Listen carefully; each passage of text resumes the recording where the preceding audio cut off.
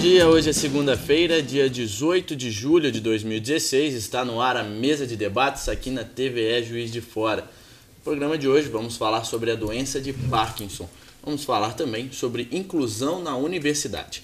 Mas antes de começar os assuntos desse programa, você confere as manchetes do Diário Regional de hoje. Empresários juiz-foranos superam crise e expandem negócios. Prefeitura utiliza R$ 350 mil da saúde para implantação de plano diretor. Juiz forano com TDAH vai lançar obra sobre transtorno na Bienal do Livro. Jovem de 20 anos é preso por atirar contra 4 pessoas. Saiba qual pode ser o valor da sua aposentadoria em 2017. Leia ainda no Classe Tudo, imóveis para compra e venda, tabelionatos e passatempos. Você também pode participar do Diário Regional, mandando fotos, sugestões, informações e denúncias para o WhatsApp.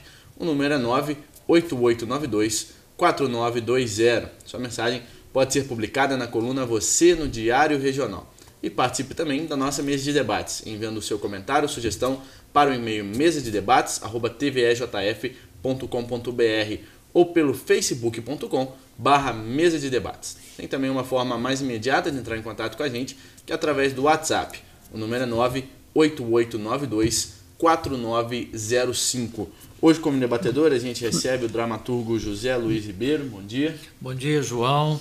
Bom dia, companheira Neuza. Hoje toda em dourado, né? Simbolizando o ouro que nós precisamos nas Olimpíadas. Bom dia, companheiro Leandro, doutor Leandro, Rosane e Rodrigo. Sim. É um prazer estar com vocês. E que essa semana seja uma semana de muito aprendizado e que a gente hoje nessa mesa possa curtir bastante, porque os dois assuntos são absolutamente importantes. Tanto o Parkinson quanto a inclusão, os dois remetem a um novo momento da nossa vida. Como debatedora, a gente recebe também a jornalista Neuza Bernardes. Bom dia. Bom dia, querido. Esse negócio do ouro, Zé Luiz, isso porque a gente tem que fazer um pensamento positivo. A gente tem que ir, sabe? Porque a Olimpíada está chegando, nós estamos precisando de ouro, gente. Né? Nós estamos precisando levantar o moral do país, que é isso. Vamos confiar e vamos torcer mesmo de todas as formas. Mas falando em inclusão social, aliás, bom dia. O Zé Luiz já dá o mote e a gente já embarca. Bom dia, João, bom dia a todos os nossos convidados, bom dia você que está em casa, bom dia, Zé Lu. O que eu queria dizer é que nós temos um telespectador muito atento que fica ali vendo o que a gente faz, ele não descuida, que é o Guilherme, lá de São Mateus, e ele me ligou falando, olha, estou aqui assistindo e eu quero que ele continue assistindo, porque hoje nós estamos falando de um assunto que te interessa, Guilherme, que é a inclusão social. Você vai entender por quê. E eu gostaria de dizer também que esses dois assuntos vieram muito a propósito, porque nós estamos aí com a Olimpíada, né? Cheia de pessoas que fez a sua inclusão, né? Para a Olimpíada, fez a sua inclusão através de uma competência que não imaginava que tinha, mas que explorou de uma forma muito inteligente. Presta atenção nos assuntos que nós vamos tratar aqui, porque todos eles são de extremo interesse. Eu quero que você tenha uma semana bem sossegada. Como convidados de hoje, nós recebemos o neurologista Dr. Leandro Cruz. Bom dia. Bom dia, é um prazer estar aqui com todos vocês. E recebemos também o advogado Rodrigo Mendonça. Bom dia. Bom dia a todos os companheiros e bom dia também aos nossos espectadores. E recebemos também a coordenadora do curso de Letras Libras da UFJF, hoje acompanhada da intérprete Andressa Maria, Rosane Garcia. Bom dia, obrigado pela sua presença aqui. Bom dia a todos, um prazer poder participar. Bom dia também aos telespectadores. E um dos grandes desafios da educação pública hoje é poder incluir jovens e adultos que querem fazer um curso superior, mas têm algum tipo de deficiência. E hoje aqui na mesa de debates vamos abordar 2 casos sobre o tema. O primeiro é um processo seletivo exclusivo para pessoas com deficiência auditiva realizado pela UFJF. O segundo é o caso do Rodrigo, deficiente visual, formado em Direito pela universidade. Para isso, a Rosane Garcia, coordenadora do curso de Letras Libras, está aqui com a gente também. O Rodrigo Mendonça também está presente conosco aqui na nossa mesa. Vamos começar o assunto com a Rosane para a gente poder entender melhor também essa questão do curso de Letras Libras da UFJF. Minha primeira pergunta é essa, né? Como que funciona esse curso de Letras Libras da Universidade Federal?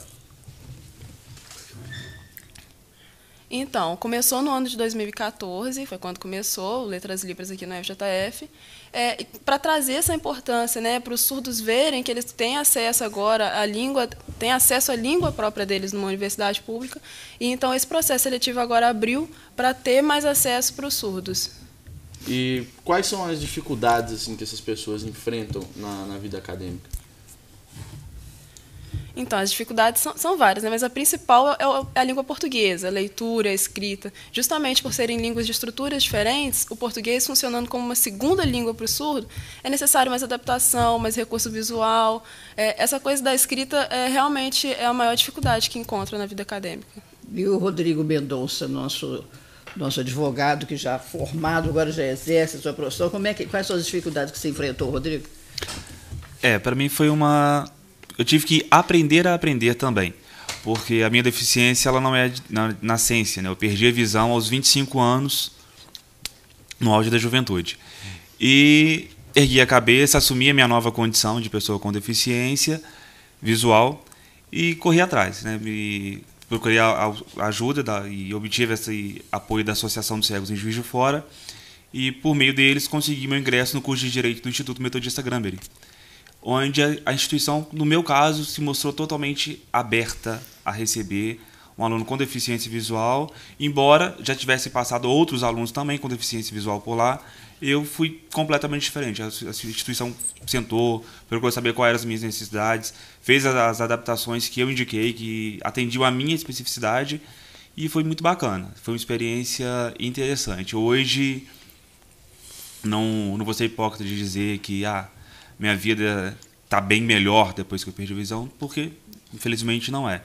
Mas depois da perda da visão, com certeza, e com o apoio das instituições, tanto a faculdade quanto a Associação dos Cegos, eu sou um homem completamente melhor. Rodrigo, essa passagem, você disse que você perde a sua visão já quase que adulto, não é? Como foi essa passagem para você dar como exemplo essa mudança da sua cabeça nesse sentido? Então, essa sua pergunta, ela é bem propícia, né? E ela ensejou também um livro que eu estou terminando de escrever agora, que chama-se Um Novo Olhar, onde eu relato a minha experiência, longe de ser um livro de autoajuda e de longe também de ser uma biografia, mas é porque essa pergunta é muito recorrente. Para mim, eu tenho a experiência de ter um tio também deficiente visual em casa. Porém, ele completamente diferente de mim. Ele não sai de casa sozinho, depende de pessoas para seguir a sua vida. O mundo que eu tinha de pessoa com deficiência era aquele. E uma coisa que eu não queria para mim. Então, perdi a visão em dezembro de 2008. Em fevereiro de 2009 já procurei a Associação dos Cegos, fui buscar minha independência. Com 4 meses eu já estava andando com minha guia sozinho pela rua, já tinha aprendido o braille.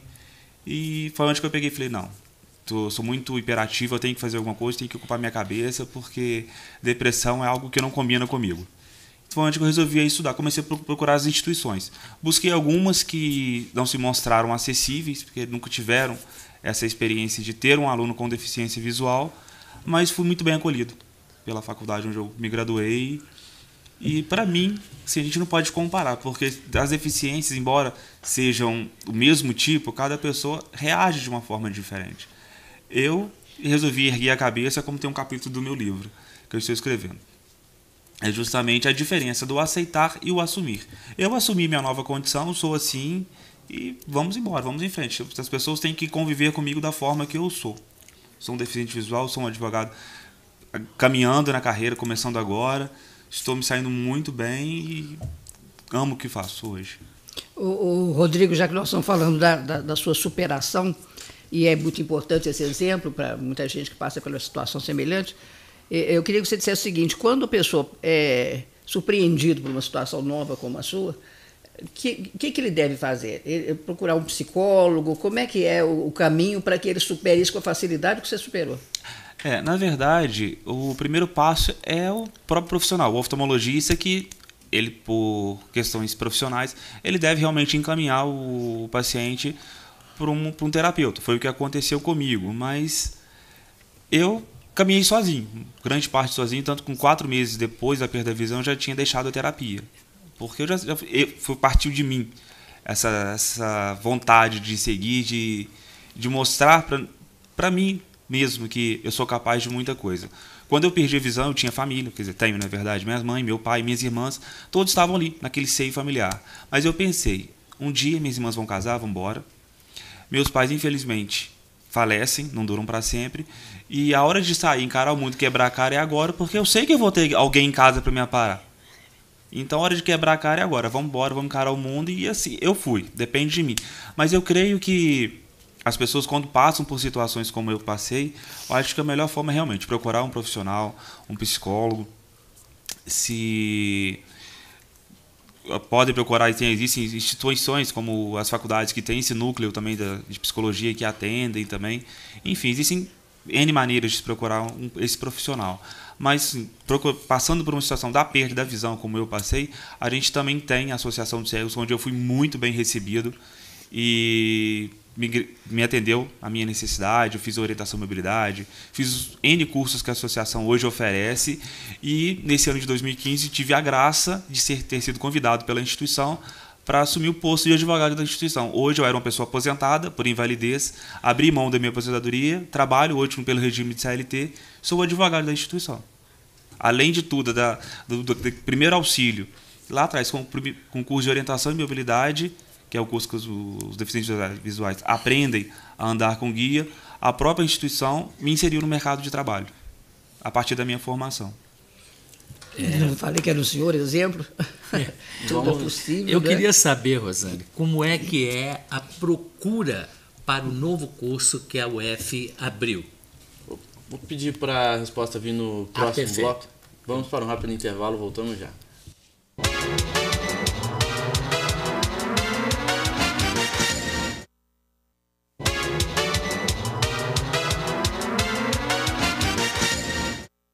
Estamos de volta com a mesa de debates aqui na TVE Juiz de Fora, e no último bloco o José Luiz Ribeiro havia feito uma pergunta para a Rosane Garcia, a questão da procura, né, do curso. Queria agora, portanto, que a Rosane pudesse responder para a gente como é que está realmente essa procura pelo curso de Letras Libras lá na UFJF. Então, agora estamos começando a ter uma procura maior, né, porque o curso é novo, começou em 2014, mas falta também bastante divulgação sobre o curso. Muita gente ainda não está sabendo. Nossa, realmente tem Letras Libras Juiz de Fora, né? Falta ainda essa divulgação para ter uma procura maior. E passar a ensinar Libras nas escolas facilita bastante ou não faz muita diferença? Dentro das escolas, né, esse ensino, né, ele é muito importante. Para o surdo, desde criança, ele ter acesso à língua dele, né, para ele estar inserido nessa comunidade, para ele ter como modelo um surdo adulto. Porque para aí, então, ele poder se desenvolver dentro da sua cultura. Ter o professor e ter o intérprete, isso pode, né, ter aquela dificuldade um pouco de assimilar. A questão do professor surdo é um modelo para a criança também. E isso tem algum projeto nesse sentido, não, né? Na escola pública, não, né? Tem o projeto que está começando a se estruturar, né, que é o projeto da escola bilíngue. Ele também é um projeto muito importante. Começou no mês de maio, já teve conferência bilíngue dos surdos, né, da Zona da Mata, que aconteceu aqui em Juiz de Fora. Teve uma procura bastante e falamos sobre a escola bilíngue para tentar ter a conversa com o governo e com a prefeitura, e estamos ainda estruturando isso tudo para a criação da escola bilíngue aqui em Juiz de Fora. E eu gostaria de saber da Rosane. Ela hoje é coordenadora do curso de Letras Libras da UFJF, né? Como é que foi essa questão da superação para ela chegar até onde ela chegou hoje? Como é que foi a graduação dela? Então, eu antes, né, foi muito difícil para mim no começo, né? Minha mãe me auxiliou muito, me ajudou muito a estudar para o vestibular, e aí eu consegui o acesso à minha primeira faculdade. Mas ainda assim eu tinha dificuldade para conseguir o intérprete. Foi muito difícil, tentamos conversar com o diretor, eles falaram que lá não teria intérprete, mesmo eu dizendo que era o meu direito. Continuamos lutando, tentando, quase entramos com processo, inclusive, e aí, então, um ano depois, conseguiram um intérprete para mim lá. E aí foi assim que eu consegui progredir na faculdade, com a presença do intérprete. E aproveitando a pergunta do Rodrigo, eu queria perguntar também quanto à inclusão na vida acadêmica, né? Como que foi isso, assim, como para virar professora realmente da universidade, e agora como coordenadora do curso também, como que foi esse processo? Depois que eu me formei, né, aí eu fiz um concurso para a UFJF, e aí tinha a vaga dando preferência para os surdos, né? E aí eu tentei, fiz a prova fazendo a redação lá como português como minha segunda língua, eles aceitaram, e aí eu consegui o ingresso. Hoje, como coordenadora, assim, para mim é um processo natural, né? Eu fico junto com alguns intérpretes, né? Sempre tem algum intérprete, porque toda hora algum aluno vai na coordenação e tem essa dificuldade da comunicação, mas sempre tem um intérprete lá comigo também. Então é um processo natural. Escuta, quanto tempo leva para um treinamento para a pessoa aprender a trabalhar com essa comunicação através da Libras? Vai depender, né? Vai depender de cada pessoa. Depende do interesse, se o interesse é maior. Isso também faz demorar. E mais importante é o contato com o surdo. Ter acesso à associação dos surdos, contato com outros surdos, estar sempre conversando. E a gente costuma até falar que é uma base de 6 meses. Até 1 ano consegue fluir bem. Então, existe uma associação dos surdos? Tem sim. A associação dos surdos, o sinal é esse, o sinal da associação de lá. Onde funciona para as pessoas que precisam procurar? Lá é aberto, né? Lá tem a visitação uma vez por semana, mas realmente falta intérprete também para estar lá junto, né? Mas aí é só a gente solicitar o intérprete, algum conhecido, algum curso, né? De intérprete para ir lá junto, se tiver essa dificuldade de comunicação da família e tudo mais. Mas a Associação do SUS está sempre ajudando a organizar seminários, isso tudo mais, e lá eles explicam, dão esse acesso às pessoas. Eles têm uma sede? Como é que é? A sede, por enquanto, está sendo por aluguel. Ainda não conseguimos uma sede própria para a associação daqui. Por isso que a gente ainda está nesse processo de solicitar a prefeitura, ver como que funciona a solicitação dessa sede. E onde funciona hoje? No momento está fechado lá, por questão de pagamento de aluguel, de infraestrutura, né? Por causa do outro sócio, parece que não teve o pagamento, então, por isso que está fechado lá agora, né? Estamos procurando outro lugar agora. Eu queria fazer uma pergunta para você, Andressa. Como é que surgiu esse interesse por aprender a língua? Então, eu comecei, quando eu tinha 7 anos, eu comecei a estudar junto com uma amiga minha surda, na escola, e eu tinha contato diário com ela. E aí, quando começou a ter intérprete, e ela não tinha intérprete na sala. Quando começou a ter, em 2005, eu já sentava perto, então eu tinha contato com ela e com o intérprete. E ela foi me ensinando, eu vi o intérprete e eu consegui associar as 2 línguas.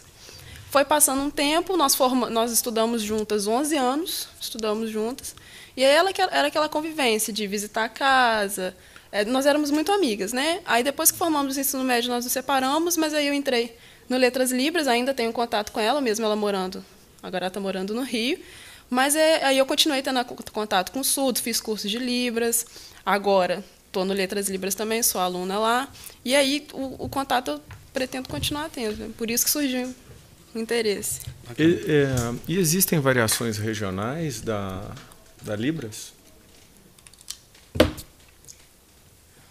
Tem muita variação regional, sim. No Brasil é que nós usamos a Libras, né? Que aí tem essas variações regionais.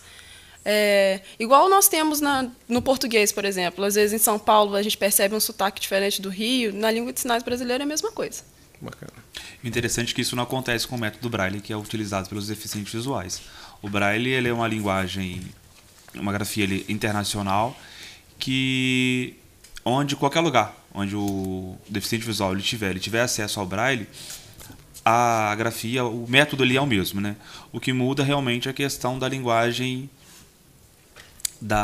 do próprio país, o inglês, por exemplo, para quem está nos Estados Unidos.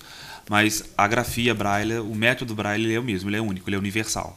Ô Rodrigo, já que você mencionou essa questão do Braille, eu queria que você contasse um pouco da sua experiência quando você era estudante, né, com os livros, como que foi a procura desses livros em Braille, se você conseguiu achar todos em Braille, como que foi isso? A vida acadêmica não foi fácil, porque eu perdi a visão, como eu disse anteriormente, em 2008 e iniciei a vida acadêmica em 2010. E eu tive contato com outros deficientes visuais assistidos pela Associação dos Cegos que tinham já a vida acadêmica e cada um usava uma metodologia diferente. Mas o estudo via método Braille é um pouco complicado, porque a Associação dos Cegos teria que pegar o livro em texto, convertê-lo para o Braille, que demanda muito tempo, e não dava a demanda da faculdade, o ritmo de estudo, não dava tempo de acompanhar esse processo em Braille, até porque a associação atendia, na ocasião, mais de 17 alunos. com De que deficiência forma visual. agora a tecnologia está ajudando? Então, aí internet, existem as tecnologias assistivas. Existem alguns programas de computador que fazem leitura de telas e leituras de algumas páginas e leituras de formas de texto, como, por exemplo, como Word ou então mesmo bloco de notas. Então, a Associação de Cegos para mim, o que ela fez? Convertia os textos em tinta para o formato, o bloco de notas ou o Word, e o computador, o notebook que eu levava para a sala de aula, eu dava um comando de leitura, fazia a leitura desses textos para mim. E na faculdade eu levava um gravador de voz digital, deixava gravando as aulas para mim poder interagir também ali. E depois em casa, nos finais de semana ou na parte que eu não estava na faculdade, por conta desses estudos, eu ouvia a aula novamente, aí sim que eu ia fazer as minhas anotações no próprio computador. A impressão que dá é que é tão trabalhoso que vocês saem uns alunos muito mais competentes, não? Porque tem que se esforçar muito mais. Eu brinco que eu fiz 2 faculdades, né? Porque eu tinha que primeiro estar presente para acompanhar e depois, aos finais de semana, eu tinha que ouvir todas as aulas de novo para fazer as minhas anotações, né? E sabe como é que é faculdade, né? Sempre pega o caderno do coleguinha, aquelas coisas, né? O pessoal brincava muito que chegava em semana de prova, cadê o doutrinador Mendonça? Cadê as anotações dele? Existe um conceito em neurologia, né, que hoje é muito trabalhado, que é a neuroplasticidade, que é a capacidade que a gente tem de, uma vez que a gente perde determinada área do cérebro ou determinada função, que a gente desenvolva outras áreas para compensar, né? Você citou o Braille, que precisa muito de tato, você depois começou a utilizar o seu equilíbrio para se orientar melhor nas ruas, né? Rosana possivelmente também fez algumas adaptações. Você pode comentar alguma coisa sobre isso? Como é que foi desenvolver essas novas habilidades, você e Rosana? Sim. No meu caso, como a gente estava falando aqui em off, eu perdi a visão, não foi totalmente de uma vez. Eu perdi a primeira visão aos 7 anos, do olho direito, vim perder a do olho esquerdo aos 25 anos, né? Foi, como a gente comentou, foi um preparo para a perda total. Então, eu acredito que no decorrer da vida, esses outros, como é que eu vou dizer? Sentidos, a palavra sentidos, eles foram sendo aguçados e eu não percebi. Depois da perda da visão, aos 25 anos, eu senti sim uma diferença na questão do tato, mas em relação ao pé. Porque era questão de estar caminhando, né, dessa vida independente, né? Ter que prestar um pouco mais atenção na calçada que eu piso, na rua que eu atravesso. Então, realmente, essa diferença eu percebi no tato em relação ao pé. E Rosane, como é que vê esse lado? Eu já nasci surda, né? A minha surdez é profunda.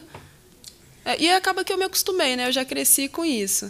Mas a minha família, mesmo dentro da família, a comunicação era difícil. Eles ficavam falando em português, então eu ficava tentando entender o que eles faziam. E aí o meu campo visual acabou se desenvolvendo mais. Então minha mãe começou a perceber isso e começou a fazer um curso de Libras, né? E aí eu já não tive que usar tanto a minha leitura labial. Eu nunca fiquei muito chateada, né? Até porque eu entendi o lado dela, mas eu fiquei até muito orgulhosa por a minha mãe procurar saber, entender também o meu mundo. Há um estímulo no desenvolvimento da leitura labial também, lá no curso? Quando eu tinha 2 anos de idade, que me ensinaram a leitura labial, eu usava o aparelho auditivo. Usei até os 20 anos esse aparelho na tentativa da leitura labial. Mas aí eu parei. Eu escolhi ficar somente com a língua de sinais porque às vezes tem uma confusão. Mas às vezes eu faço uma leitura labial, sim, às vezes num restaurante, numa padaria, no aeroporto. Então é necessário eu me acostumar com isso, né? Mas com surdo, somente língua de sinais.